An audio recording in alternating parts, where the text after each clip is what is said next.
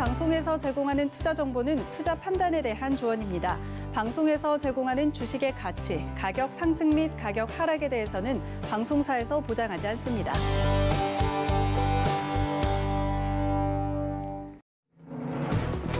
시청자 여러분 안녕하십니까? 출발 증시와이드 김성입니다.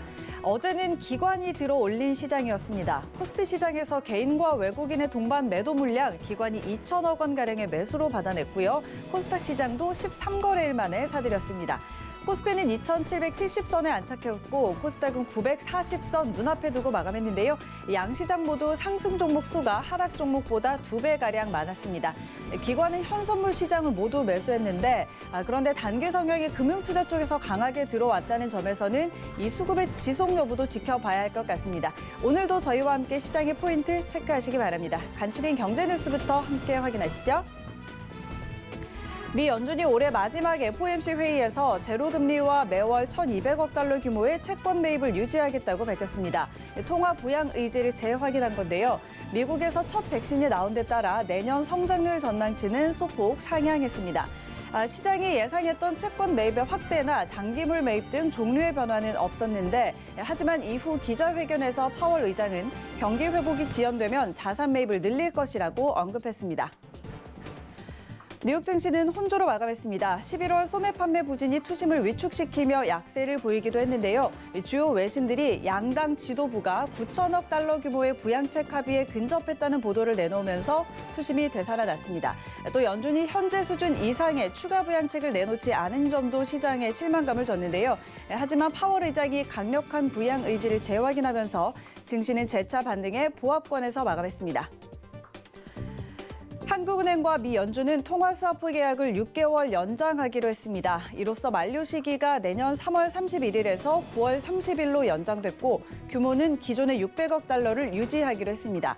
코로나19 재확산에 따른 불확실성에 대응하기 위한 것으로 지난 7월에도 한 차례 연장한 바 있는데요.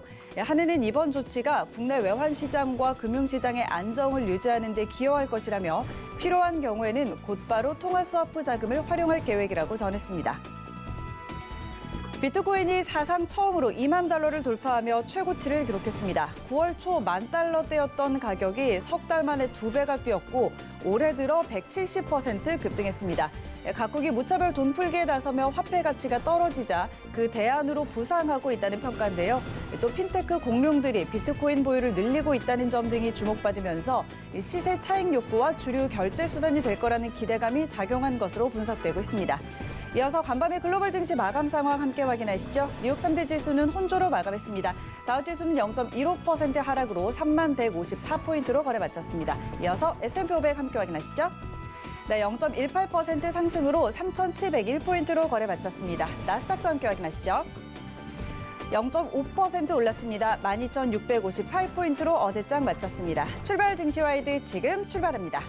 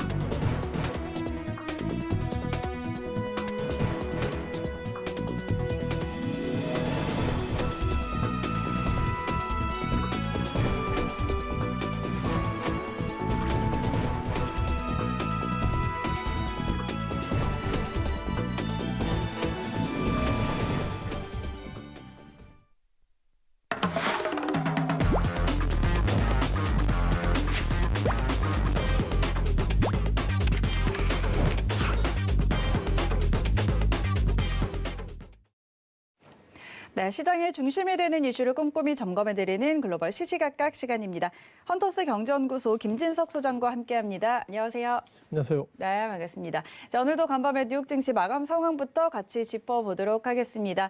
간밤 뉴욕 증시가 혼조로 마감을 했습니다. 부양책 합의와 관련한 긍정적인 보도들이 나오면서 시장이 좀 반응을 했는데 이후에 또 연준이 현재 수준 이상의 부양책을 내놓지 않으면서 좀 실망하는 모습들도 나타났습니다.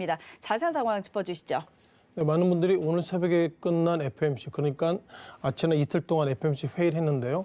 자, 12월 달 FOMC의 결과가 나왔습니다. 물론 당연히 기준금리는 동결할 것이다, 이런 어떤 의견과 예측대로 시장이 흘러가고 있는데요. 연방 금리가 현재 그러니까 0%에서 0.25%, 즉 이제는 제로 금리대로 가는 것이 지난 3월 달 이후에 여전히 몇 개월 동안 시장이 제로금리 유지하겠다, 이렇게 좀 나왔는데요. 자, 기본적으로 연준이 지금 보시는 것처럼 제롬 파월 의장의 코멘트처럼 기본적으로 이번에 제로금리 하게 된 기본적인 계기는 미국 경기가 지금도 안 좋고 앞으로도 안 좋습니다, 이런 부분들이 연준의 제로금리 어떤 의미와 좀 맞물리고 있다, 이렇게 말씀 드려보겠는데요. 잠깐 화면을 통해서 오늘 새벽에 끝난 연준의 어떤 페이퍼를 잠깐 좀 말씀을 드려보도록 하겠습니다. 자, 기본적으로 연준이 바라보는 시각은 몇 가지 의미가 있는데요.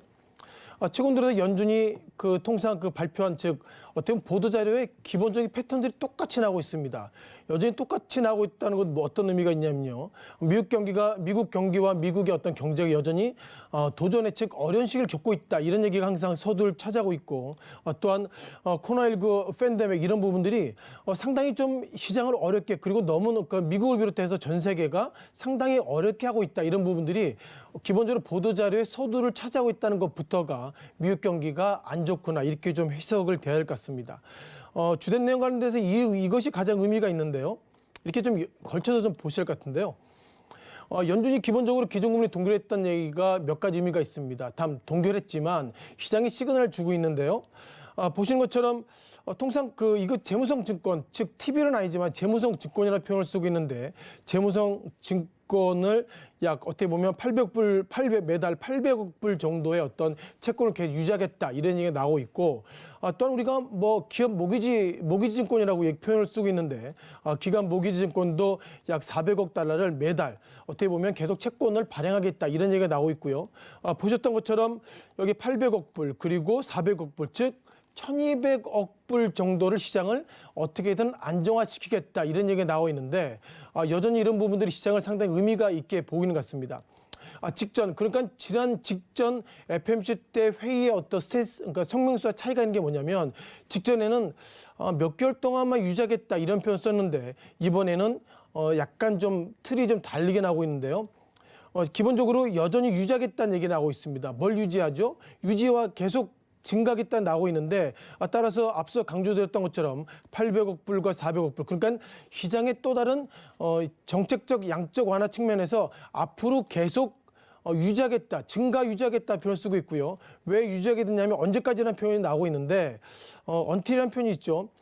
기본적으로 어떻게 보면은 고용률이 지금보다 좋아지고 있고, 그리고 가격이 안정되는 목표가 있을 때까지는 쭉 유지하겠다, 이런 표현을 쓰고 있는데, 따라서 현재까지 표현을 쓰면 이번에 제로금리는 어쩔 수 없이 제로금리를 하고 있지만 시장이 상당히 어려워진다면 지금보다 더 공격적으로 시장을 유지하겠다, 이런 부분들이 약간 시장에 좀 힌트를 주는 것은 아닌가, 이렇게 말씀드려보겠습니다. 다만 이번에 제로금리를 하게 된 기본적인 계기가 아직까지 정확하지 않습니다만, 기본적으로 미국의 공화당과 민주당이 미국 경기 어렵기 때문에 상당히 여러 가지로 시장 경기 부양책을 상당히 노력하고 있기 때문에 결국 경기 부양책의 결과가 나오기 전까지는 일단 제로금리 유지하겠다, 이런 부분들이 이번에 제롬 파월 의장을 비롯해서 연준의 기본적인 고민이 아닌가, 이렇게 말씀드려보겠고요. 통상 이렇게 스테이트먼트가 나오면 이런, 즉 앞으로 미국 경기가 어떻습니다라는 것을 미국에서 미국 어떤 연준에서 발표하고 있는데요. 자, 잠깐 좀 차이가 있는 것을 좀 말씀드려보겠습니다. 기본적으로 이 평균값은 2020년, 즉 올해부터 2023년까지 모습인데요. 지난 셉템버 때는 약간 전망치가 상대적으로 좋아졌다, 이렇게 보겠습니다. 직전 셉템버 때는 전망치를 2020년, 그러니까 올해는 GDP가 약 마이너스 3.7이 될 것입니다, 이렇게 나왔는데 몇 개월 만에 3.7이 아니라 기본적으로 3.4, 3.7에서 2.4. 그러니까 지난 september보다는 경기가 상대적으로 좀 좋아지고 있다. 이렇게 좀 바라보고 있고요. 또한 올해는 뭐 모르겠습니다만 올해보다 내년도 지난 september 때 바라볼 때는 내년이 GDP가 4%인데 이번에는 전망치가 4%가 아니라 4.2이기 때문에 전반적인 트렌드를 보면 직전에서 전망치보다는 좋아지고 있다. 이런 부분들이 이번에 연준이 제로 금리를 했음에도 불구하고 약간 결이 좀 다른 것은 아닌가 이렇게 보겠습니다. 중요한 것은 실업률에 대한 부분인데요. 아시는 것처럼 미국 경기가 좋아지고 있다는 평가, 그리고 주가는 상당히 좋아지고 있다는 평가가 있습니다만 실업률이 어마무시하게 상당히 어려지고 있는데 지난 september 때는 실업률이 7.6%를 보고 있는데 이번에 6.7. 그러니까 어떻게든 전체적인 미국의 데이터가 지난 september보다는 좋아지고 있다. 이런 평가가 있기 때문에 기본적으로 제로 금리가 가고 있지만 미국 경기가 아직까지 시장은 동의하고 있지 않습니다만 소폭이나마 좋아지고 있다. 이런 부분들이 기본적으로 연준이 바라보고 있는 시각이다. 이렇게 말씀드려보겠고요. 자, 그러면은 우리가 좋아진다는 얘기가 나오고 있는데 과연 좋아질 수 있을까? 이런 어떤 의구심이 좀 들 수 있는데요. 자, 소매 매출이라는 표현을 적합할 것 같은데요. 결국 뭐 달이면 우리가 뭐 크리스마스 그리고 뭐 크리스마스 이브를 비롯해서 뭐 가족들에게 내가 뭘 선물할까 이런 얘기 나오고 있는데 합리적인 의심이라면 올해 주가가 어마무시하게 좋아지고 뭐 주가에 대한 모습을 잠깐 좀 보실 것 같은데요. 자, 보셨던 것처럼 뭐 다우는 뭐 그렇지만 나스닥, S&P 500이 역사적인 신고가를 가고 있고요. 결국 이렇다 그러면은 주식을 하셨던 많은 미국인들이 이제 주식을 팔아가지고 우리 애들한테 크리스마스 때 선물을 뭐 할까 이런 좀 생각을 하고 있다는 전제 속에서 기본적으로 소매 매출이 지금보다 좋아질 것이다 이런 얘기가 나오고 있는데 소매 매출에 대한 데이터가 그렇게 좋지 않습니다. 뭐 시장에 대한 전망치는 뭐 상당히 좋아질 것이라고 생각했는데요. 아마 월가에서 바라보는 전망치는 어차피 마이너스입니다만 마이너스 0.3이 될 것이다 이렇게 나왔는데 나왔던 데이터를 보면 마이너스 0.3이 아니라 마이너스 1.1. 그러니까 주가나 모든 데이터가 좋아지고 있는데 막상 미국 국민들이 지갑을 열지 않고 있다 이런 부분들이 데이터에 어떤 왜곡 현상이 있다를 보겠습니다. 자, 그럼 마이너스 1.1이 어떤 의미가 있는지 주요 지표를 통해서 좀 보실 것 같은데요. 자, 똑같이 소매 매출에 대한 이번에는 트렌드에 대한 모습을 가지고 있습니다. 뭐 작년 올해만 말씀드려도 되겠죠. 우리 같은 경우에는 뭐 올해 초에 어떻게 보면 코로나19를 비롯해서 이 팬데믹 속에 상당히 급락해가지고 소매 매출이 급감했는데 소매 매출이 급감했다기보다도 그만큼 각 주별로 이제 거리 제한 이런 부분들이 있기 때문에 그만큼 구매에 대한 욕구를 충족시킬 어떤 그런 사이트들이 막혔다. 즉 락다운 현상이다 이렇게 볼 수 있는데요. 올해 지난 6월 달 이후에 소폭이나마 좋아지고 있다 이렇게 나오고 있는데 막상 최근 들어서 트렌드는 좋아지고 있습니다만 이번에 직전 데이터를 보면 소매 매출 데이터가 시장의 전망치보다 즉 마이너스 1보다도 떨어졌다는 것을 보면 여전히 미국의 경기가 좋아지고 있다 그런 유무를 떠나서 예상보다 코로나19 이런 부분들이 결국 거리 제한 이런 부분들이 있어서 아직까지 소매 매출들이 지금보다 그렇게 좋아지기는 좀 시간이 걸리는 것은 아닌가 이렇게 좀 말씀드려보겠습니다. 따라서 미국 증시가 오늘 소폭이나마 하락했는데요.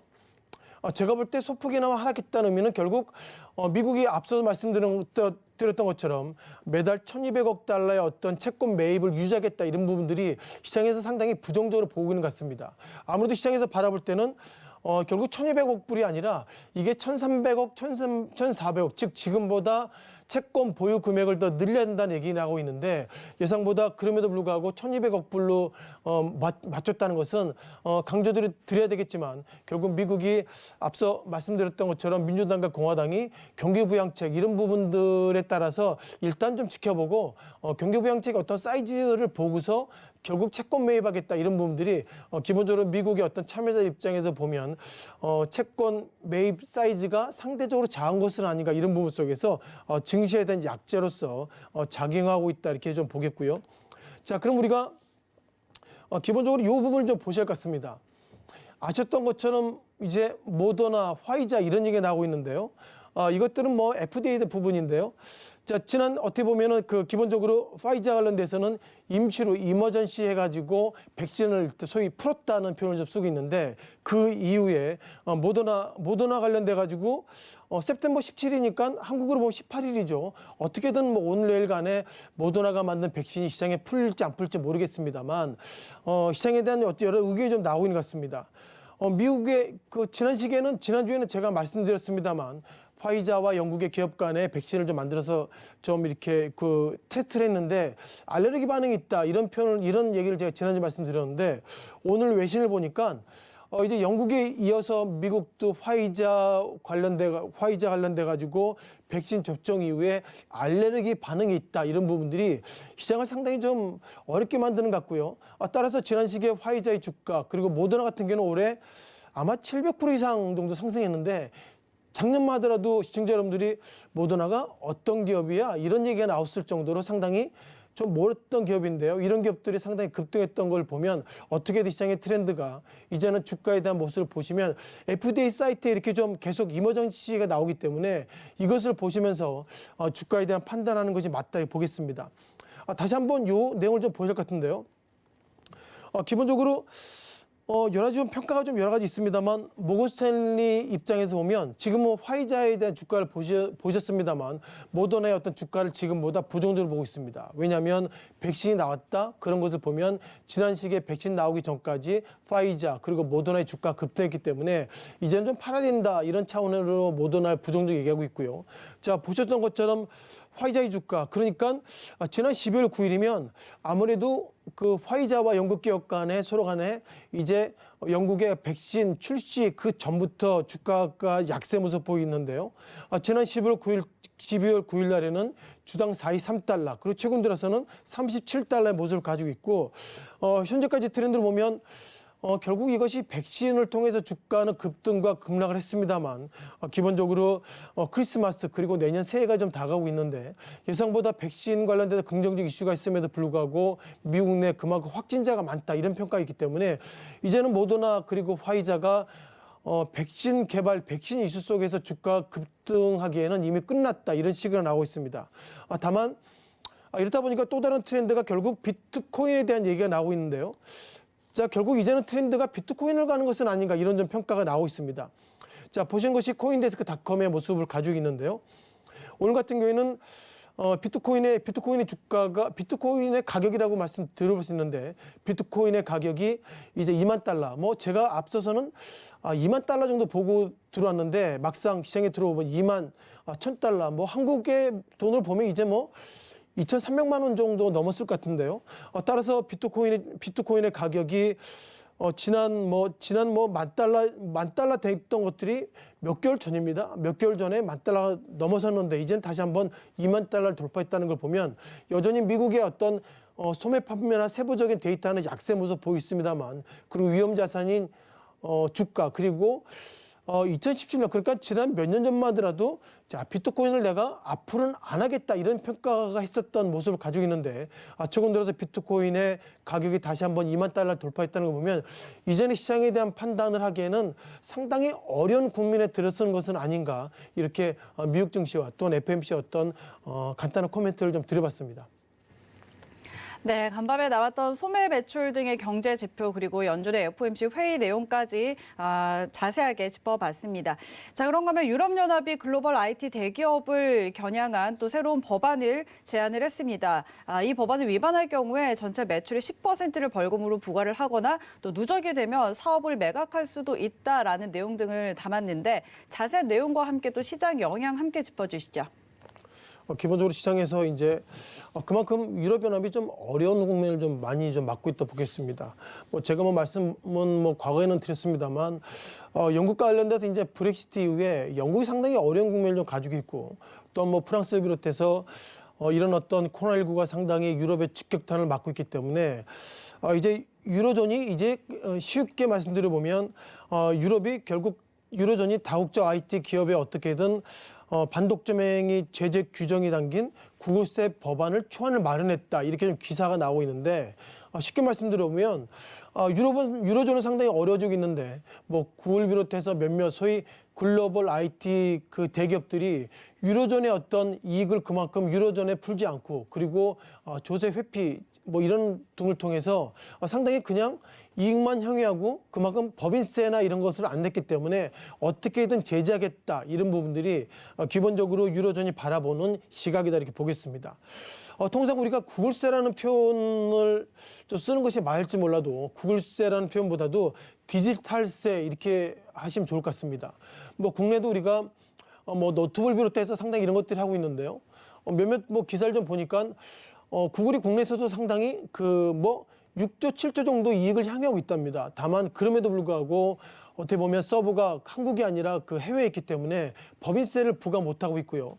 최근 들어서 국세청이 구글의 법인세를 좀 부과했는데 이와 관련돼 상당히 좀 법리적으로 다투는 걸 보면 뭐 한국을 비롯해서 유로존이나 모든 국가들이 즉 미국을 포함한 모든 국가들이 구글세, 때론 디지털세 이런 관련돼 가지고 해당 국가에서 IT 대기업들이 다국적 기업들이 이익을 벌게 되면 일정 부분 돈을 내는 것이 맞다 이런 판단으로서 구글세 그리고 법인세, 구글세, 뭐 디지털세 이런 부분들이 시장이 좀 화두가 되고 있는 것 같습니다.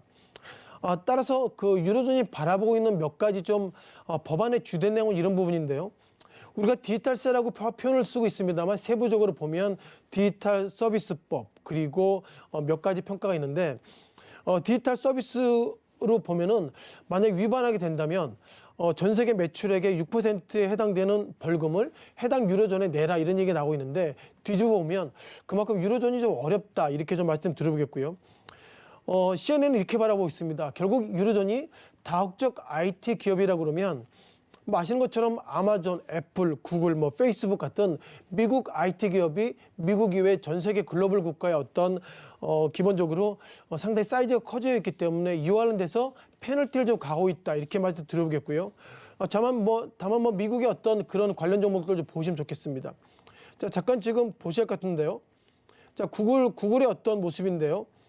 2018년 뭐 최근 들어서는 구글이 어떻게 보면 일봉 차트만 보시더라도 구글이 기본적으로 지난 12월 3일 날 어느덧 주당 1,843달러, 최근 들어서는 1,700달러 소폭이 넘는 약세 모습 보고 있습니다만 여전히 시장의 어떤 모습을 좀 향유를 좀 가지고 있고요.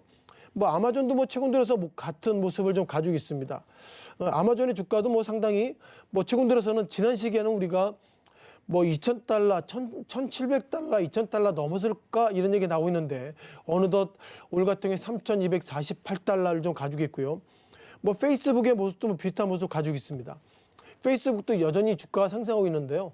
앞서 보셨던 것처럼 미국의 다국적 기업들 상승했던 이유가 미국 내 어떤 이익도 있겠지만 유로존을 비롯해서 그만큼 세계 퍼져 있는 소위 자회사 이런 어떤 개념들의 이익이 있기 때문에 결국 미국의 어떤 IT 기업들 그 가운데서 이런 SNS나 이런 쪽 기업들의 상승은 미국의 기업들의 어떤 디지털세 때로는 구글세 이런 부분들의 어떤 이익 향유 때문에 그만큼 오르는 것은 아닌가 이런 평가를 가질 것 같습니다.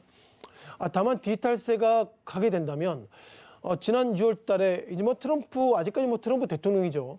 지난 6월 달에는 실은 이게 프랑스부터 시작했죠. 프랑스에서 어떻게 보면 디지털세 관련돼서 부과하겠다 이런 얘기가 나왔었을 때 트럼프 대통령은 디지털세 만약에 너희가 부과하게 된다면 그만큼 우리는 상대적으로 너희 국가에서 만들어서 수입해오는 것들에 있어서 관세를 부과할 거야 이런 얘기가 나왔기 때문에 현재까지 트렌드를 보면 유로존이 그 전 세계 IT 공룡기업들 뭐 압박을 위해서 뭐 이런저런 벌금 폭탄을 하겠다는데 제가 볼 때 현실적이지 않습니다. 왜냐하면 미국이 유로존 입장에서 보더라도 그만큼 수입의 어떤 제1국가이기 때문에 미국이 상대적으로 그만큼 세금을 많이 부과하게 된다면 결국 유로존이 어렵기 때문에 제가 볼 때 유로존의 이런 어떤 반독점행위 제재 규정은 이것이 현실적이다 하더라도 미국이 그만큼 반대적으로 또 상호 호혜적으로 어떻게든 세금을 부과하게 된다면 예상보다 이런 부분들은 아무 의미가 없다 이렇게 좀 말씀을 드려봤습니다. 네, 그런가 하면 미국과 유럽, 중국 등 이제 세계 주요국들이 탄소 중립을 바라보고 있습니다. 우리나라도 2050 탄소 중립을 발표를 했는데 관련한 투자 전략은 어떻게 볼 수 있을까요? 우리가 뭐 탄소 중립 이런 얘기가 계속 좀 나오고 있는데요. 아무래도 이런 얘기가 나왔던 얘기가 조 바이든 당선자가 공약 때 탄소나 이런 쪽에 상당히 좀 관심을 가지고 있기 때문에 시장의 어떤 그 애널리스트들이 이런 쪽에 좀 트렌드를 좀 맞다 이렇게 보겠습니다. 따라서 바이든 효과가 기대된다는 평가가 좀 많이 나오고 있고요.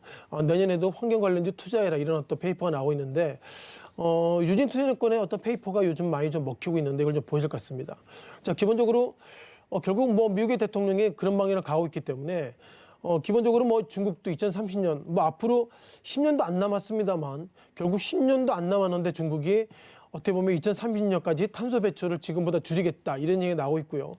시진핑 뭐 중국 주석 같은 경우에는 2030년 이전에 배출 피크를 뭐 선언한 이후에 2005년 그러니까 뭐 어떻게 보면 그 15년 전이죠. 15년 대비로 2030년까지 탄소 관련돼서 65% 감축을 목표로 하겠다 이런 어떤 중국의 어떤 입장을 좀 보시는 것 같습니다. 자, 그러다 보니까 유로존도 2030년까지 그 감축 목표를 40%에서 55%로 상당히 상향 확장하고 있다. 이런 어떤 유로존을 비롯해서 중국이 탄소 중립 관련돼 상당히 노력하고 있다. 이렇게 보겠고요. 자, 그러다 보니까 결국 조 바이든 대통령 관련돼서 이런 부분들이 어떤 정책이 바뀔 수 있을까 이런 더 페이퍼 보면 좋을 것 같습니다.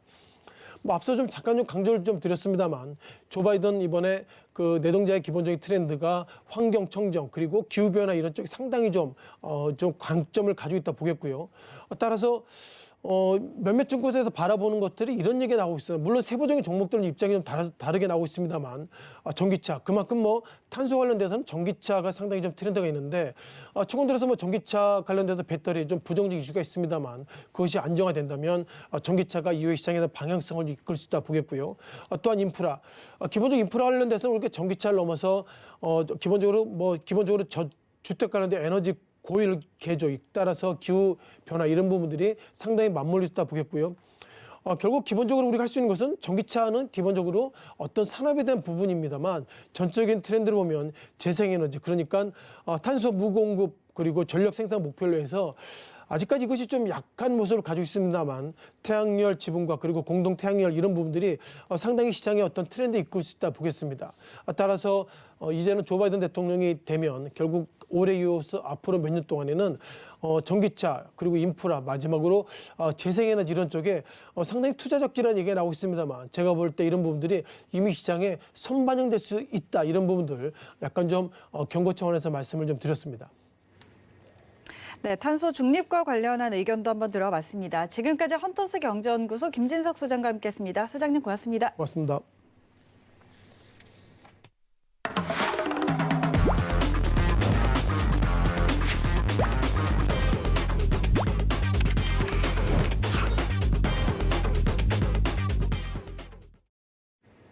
네, 국내외 시장 쟁점 분석해보는 라이브 이슈 타임입니다. 펠리즈 투자인 리서치 김민수 대표 전화 연결돼 있습니다. 대표님 안녕하십니까?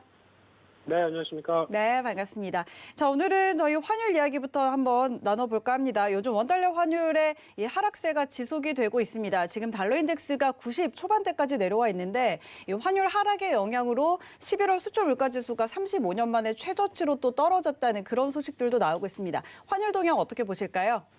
네, 잘 보고 있습니다. 이상입니다. 네, 이러면 안 되고요. 일단 지금 시장에서 환율을 바라보는 쪽이 약간 어떻게 보면은 긍정과 부정 모두 다 교차하고 있는 입장이라고 봐야 될 것 같은데 그럼에도 부정보다는 긍정적인 측면들이 더 많다라고 봐야 될 것 같고요. 물론 앞서 말씀하셨던 것처럼 수출 물가 지수에 영향을 받습니다. 당연히 워낙 강세다 보니까 수출 쪽에서는 좀 생산성의 흐름들이 부정적이지 않을까라는 쪽은 지난 몇 차례도 강조를 좀 드렸었는데 이 부분만 갖고 그러면 안 되겠다. 수출주 매도, 경기 민감주 매도 이렇게 보기에는 지금 나오고 있는 현상이 그렇게 크게 어떻게 보면 부정적이지 않다고 봐야 될 상황들이고요. 그래서 결론적으로는 이제 달러와의 추이를 봤었을 때 달러 인덱스가 지금 현재 계속 약세로 안 갈 듯 하다가 이제 다시 가기 시작하죠. 그래서 지금 90대 중반대 정도 내려와 있는데 조만간 90대가 보기에는 깨질 것 같습니다. 그러면 달러 약세가 가속화되겠죠. 그래서 아마 80대 정도까지 들어간다라고 되면 우리나라 환율이 어떻게 될까요? 그러면 반대로 환율은 원화가 한 1,000원대 초반이나 1,000원이 무너질 수 있다라는 쪽도 같이 보시면서 확인을 해야 될 것 같고요.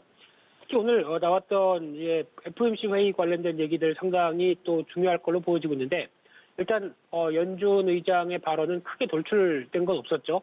그런데 지금 몇 가지 중요한 내용만 보게 되면은 FOMC 그 연준 입장에서는 지금 약간 내년과 내후년까지 이어지는 경제 성장률을 살짝 올렸습니다. 그리고 아마 이제 본격적인 경기 회복은 그래도 백신 효과에 따라서 내년 2분기부터는 경기가 회복이 될 것이다라고 이어지다 보니까 자신감이 살짝 높아졌죠.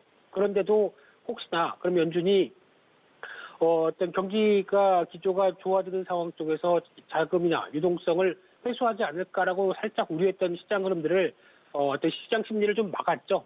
그렇다는 얘기는 그럼에도 불구하고 여전히 2023년까지는 금리는 유지하겠다. 그리고 또 지금 이어지고 있는 자산 매입 쪽에서 월 1,200억 달러, 1,200억 달러면 얼마죠? 예, 좀 계산하기도 참 힘든 숫자긴 한데 이런 쪽에 대한 변화를 계속 유동성을 공급하겠다라는 입장이다 보니까 거기다 이제 여기서 해야 될 일은 연준은 계속 할 일은 다 하고 있는데 그러면 다음 행정부인 바이든 행정부가 재정 정책을 계속 강화시켜야 된다. 우리는 그거 지켜보겠다라는 쪽으로 재정 정책에 대해서 또 강화를 시키는 모습들이죠. 그런데 지금 과거 트럼프 정부와는 좀 다르게 바이든 행정부는 지금 최근에 이어지고 있는 3차 경기 부양책과 함께 좀 적극적입니다. 그러다 보니까 경기 부양을 하기 위해서 또 모든 수단을 동원하고 그에 따라서 자금도 투입하고 그런 현상들이 나오게 되면 당연히 이제 달러와의 흐름들이 어떤 조금 더 유동성을 증가시키는 측면들과 함께는 약세로 가는 측면들이 더 높을 가능성의 무게를 둬야 될 것 같고요.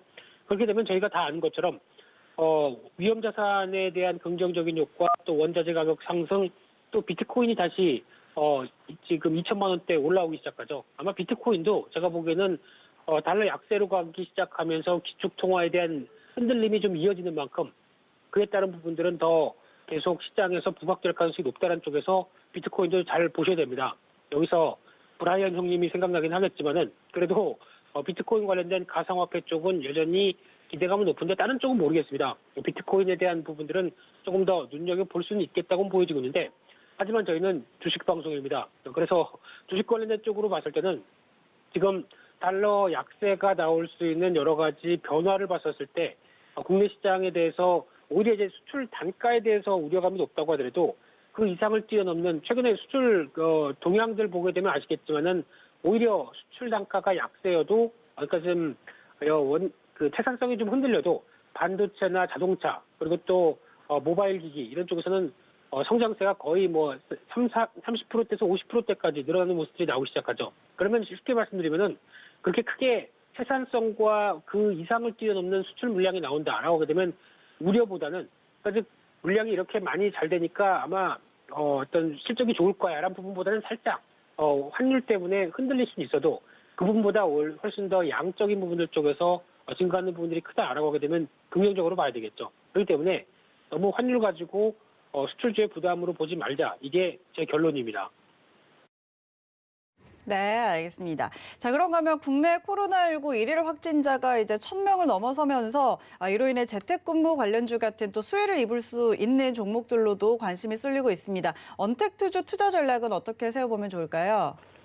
네, 최근에 이어지고 있는 재택근무 관련주 알소프트 그리고 또 ECS 이런 종목들 재택근무하게 되면 당연히 쓰겠죠. 또 거리두기 운동 3단계까지 들어가게 되면 또 수요가 늘어나겠죠.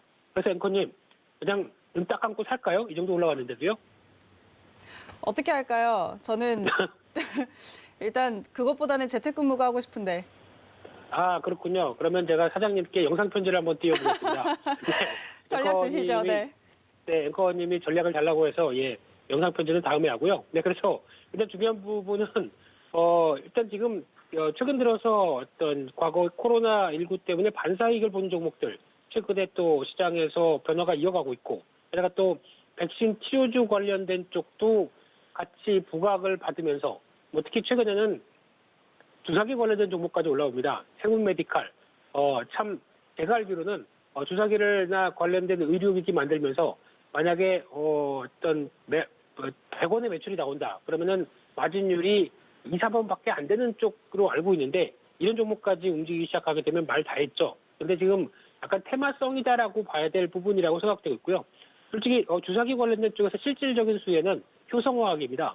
효성화학이 폴리프로필렌이라고 하는 PP 관련돼서 주사기 쪽에 들어가는, 그래서 주사기 쪽은 또 일회성인데 안정성이나 그리고 또 여러 가지 부분들에서 좀 특수한 쪽인데 이쪽의 시장을 65% 차지하고 있습니다. 그렇기 때문에 그냥 주사기 관련된 종목이다. 그러면 효성화학이 올라가야 되는데 오히려 세우메디칼 같은 좀 하단에 있는 마진이 그렇게 크게 높지 않은 종목이 움직인다는 거는 시장이 그냥 보고 싶은 것만 본다. 이렇게 봐야 될 것 같고요. 그러다 보니까 지금 시장에서는 또 코로나 확진자 수 1000명대 들어가면서 사회적 거리 운동 3단계. 그러다 보니까 상반기에 움직였던 또 코로나19 반사익 종목들이 없을까라고 지금 눈여겨보서 찾는 흐름들인데, 하지만 과거와 상반기와 좀 다른 게 가장 많이 올랐던 게 플랫폼주입니다. 그래서 네이버, 카카오 이런 종목들을 비롯해서 뭐 전자결제주 이런 종목들도 어떤 시장의 대세를 보이면서 많이 올랐는데 이번에 왜 안 올라가죠? 좀 차이가 있는 부분들이죠. 그러다 보니까 좀 약간 좀 식상한 종목 외에 다른 종목을 찾겠다. 그리고 좀 중소형주를 찾겠다. 그리고 또 한번 매매를 해서 좀 순맛이 있는 종목들로 가겠다라는 흐름들이 시장에서 보여지다 보니까 그런 쪽으로 좀 진화되는 모습들은 있는데, 근데 반대로 말씀드리게 되면은 지금 시점에서 이제 거리두기 운동이 효과를 볼지는 모르겠습니다만, 네, 효과를 봐야 되겠죠. 봤으면 좋겠습니다. 좀 지겹습니다. 빨리 좀 끝냈으면 좋겠는데, 그래서 확진자 수가 그래도 한 1000명대에서 더 늘어나는 것보다 좀 정점으로 꺾이지 않을까라는 생각은 살짝 해보는데, 이 부분은 그냥 바람도 있고요. 그렇게 되면은 오히려 지금 관련된 종목들은 지금이 정점일 가능성이 더 높다라고 하게 되면 여기서 가격도 이만큼 오른 만큼 따라가서 추격 매수해서 여기서 뭘 더 볼까라고 하는 쪽은 제가 보기엔 그렇게 썩 긍정적이지 않을 것 같습니다. 차라리 이를 통해서 최근에 경기 민감주가 한 앞을 약간 꺾여 있다라고 하게 되면 지금 미국도 이제 백신 효과와 함께 다음 단계를 본다라고 하게 되면 글로벌 증시가 보고 싶은 상황은 경기 회복이겠죠. 그러다 보니까 경기 민감주를 오히려 조정 시 비중 확대하는 전략들이 더 좋겠다라는 쪽으로 바라보면서 이를 더 지켜보는 전략들이 좋겠다. 이렇게 말씀드리겠습니다. 네, 코로나19 관련주의 추격 매수보다는 경기 민감주가 조정을 받을 때 비중 확대하는 것이 좋겠다라는 의견 주셨고요. 자, 그런가 하면 증권가에서는 이제 내년 시장 또 전망들을 내놓고 있습니다. IT 기술주와 콘텐츠, 태양광 관련주가 내년 증시를 주도할 거다라는 전망들이 나오고 있는데 2021년 시장 주도할 종목 저희는 어떤 것들 담아보면 좋을까요? 네, 내년 가서 보죠. 지금 2020년 말인데 크리스마스 잘 보내고요. 또 연초 잘 보내고 내일이 아니죠. 내년이라고 우리가 한 맞나요? 네, 남았습니다. 그렇기 때문에 새해 복 많이 받으시고요. 네, 해피 뉴 이어입니다. 이상입니다. 라고 끝내면 안 되겠죠. 네, 그런 쪽에서 내년을 바라보는 시장 입장 쪽에서 여러 가지 분석들 많이 나오고 또 이런 시장이 좋다 보니까 관련된 리포트 쏟아집니다. 근데 지금 나오는 리포트 쪽에 대부분 나오는 얘기는 일단 시장 자체에 대해서 그렇게 크게 부정적이지 않다는 점, 그리고 또 내년의 주도 테마가 IT는 또 빠지지 않는다는 점, 그리고 또 친환경 관련된 테마는 또 빠지지 않는다는 점, 이게 가장 중요하다고 봐야 될 것 같고요. 그러다 보니까 지금 시장에서 바라보고 있는 IT 쪽에서 5G, 폴더블, 비메모리 이쪽은 당연히 이게 증권사 리포트에서 나온 내용 같은데 당연히 지금 찾고 확인해봐야 될 주도적인 섹터의 종목들을 얘기를 하고 있다는데 공감을 해야 될 것 같고요. 그러다 보니까 해당되는 종목들은 일단 그렇다고 해서 종목들이 이제 안 오르고 그동안 안 올랐고 지금부터 출발이다 이런 종목들은 아닙니다. 그렇기 때문에 아마 오를 가능성도 추가로 오를 가능성이 있기 때문에 지금 말씀을 드리는 건데, 그럼에도 불구하고 주가가 어느 정도 올랐다고 하게 되면 저희가 쓸 수 있는 대책은 너무 고점에서 단가 싸움이죠. 고점에서 사서 더 갈 거를 기대하는 것보다 이만큼 올랐기 때문에 상대적으로 또 순환매가 막 돌아가겠죠. 그럼 순환매가 돌아가는 입장 쪽에서 약간 눌림목이다. 적어도 단기 고점은 피하자라는 전략 쪽에서 싸게 사는 게 가장 중요하지 않을까라는 쪽으로 보시면서 대응 전략을 짜시게 되면 제일 좋을 것 같고요.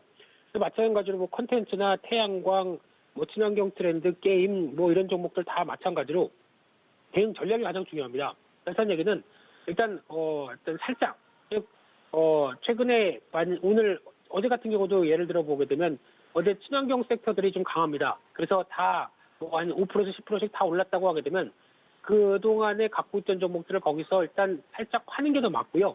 그리고 또 그렇게 됐었을 때 상대적으로 또 뭐 미메모리 쪽이 못 갔다. 그러면은 좀 눌려 있다라고 하는 부분들. 그리고 또 최근엔 컨텐츠 쪽과 함께 엔터주가 또 쉬고 있죠. 근데 기관들은 계속 삽니다. 그러면은 차라리 그 팔았던 물량을 이런 엔터주 쪽으로 살짝 들어가서 안 갈 때 진입했다가 오히려 그러면 또 시장에서는 순환매가 돌다 보니까 친환경 쪽은 약간 쉬고 그다음에 또 엔터주 부각받으면 그 종목들이 5%에서 10% 또 올라가겠죠. 그럼 그 종목들을 타겟을 잡아서 또 수익 실현하고 하는 이런 순환매를 이용하는 전략들이 훨씬 좋지 않을까 싶습니다. 그래서 저희가 내년도 유망하고 지금 시장의 주도적인 종목들 다 압니다. 다 아는데 그걸 가지고 어떻게 이용하느냐에 따라서 계좌 수익률이 차이 날 수밖에 없다. 그러면 쉽게 말씀드리면 매매 묘를 계속 활용하자라는 쪽으로밖에 말씀을 못 드릴 것 같고요. 다 좋습니다. 좋기 때문에 주도 섹터 확인하고 관심 종목에 넣으시고 그래도 덜 간 종목 쪽으로 기회 요인들을 계속 찾자. 이게 말씀드리고 싶은 핵심입니다.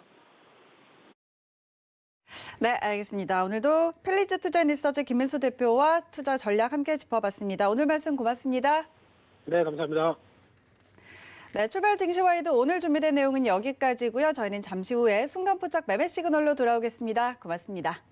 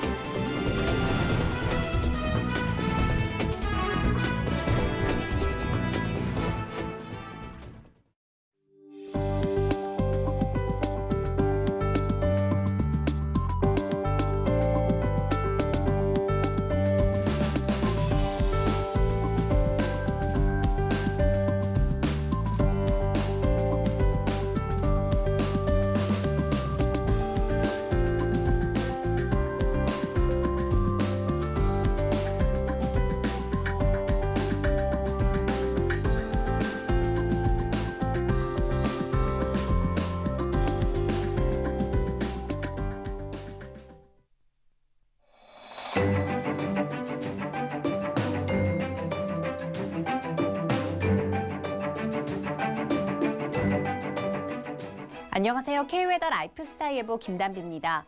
오늘 아침도 매서운 한파는 계속되겠습니다. 중부와 경북 곳곳으로 한파 경보가 발효 중인 가운데 아침 기온 서울 영하 11도, 춘천은 영하 17도, 대전 영하 9도, 대구는 영하 6도까지 내려가 매우 춥고요. 한낮에도 서울과 춘천 영하 1도 등 중부지방을 중심으로는 영하권에 머무는 곳이 많겠습니다. 내일 일시적으로 기온이 오르겠지만 모레부터 또다시 찬바람이 불며 영하 10도 이하의 맹추위가 찾아오겠습니다. 한낮에도 영하권에 머물며 춥겠는데요. 잦은 기온 변화 속에 감기 걸리지 않도록 조심하시기 바랍니다. 오늘은 전국이 대체로 맑다가 차차 구름이 많아지겠고요. 서해안과 제주도에는 오전까지 산발적으로 눈발이 날리기도 하겠습니다. 한편 오늘 중서부를 중심으로는 오후에 먼지 농도가 다소 높게 오르겠고요. 전국 곳곳에는 건조특보도 발효 중입니다. 호흡기 건강과 함께 각종 화재 예방에도 주의하셔야겠습니다. 현재 위성 영상 보시면 전국이 대체로 맑은 가운데 서해안과 제주도, 울릉도와 독도는 산발적으로 눈발이 날리는 곳이 있습니다. 오늘은 중국 산둥반도 부근에 위치한 고기압의 영향을 받겠습니다. 다음은 자세한 지역별 날씨입니다. 중부지방은 맑다가 차차 구름이 많아지겠고 아침 기온은 영하 10도 안팎까지 내려가며 매우 춥겠습니다. 동해안은 대체로 맑겠지만 대기가 무척 건조하겠고요. 강릉의 아침 기온 영하 7도, 낮 기온 4도가 되겠습니다. 남부지방도 대체로 맑겠고요. 아침 기온 전주 영하 8도로 평년보다 낮아 매우 춥겠습니다. 현재 동해 먼바다에는 풍랑특보가 내려진 가운데 동해상의 물결이 최고 4m까지 매우 높게 일겠습니다. 항해나 조업하는 선박들은 앞으로 발표되는 기상 정보를 계속해서 확인해 주시기 바랍니다. 날씨였습니다.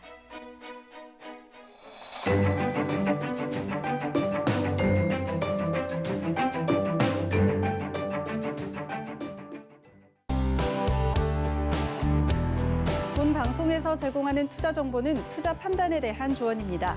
방송에서 제공하는 주식의 가치, 가격 상승 및 가격 하락에 대해서는 방송사에서 보장하지 않습니다.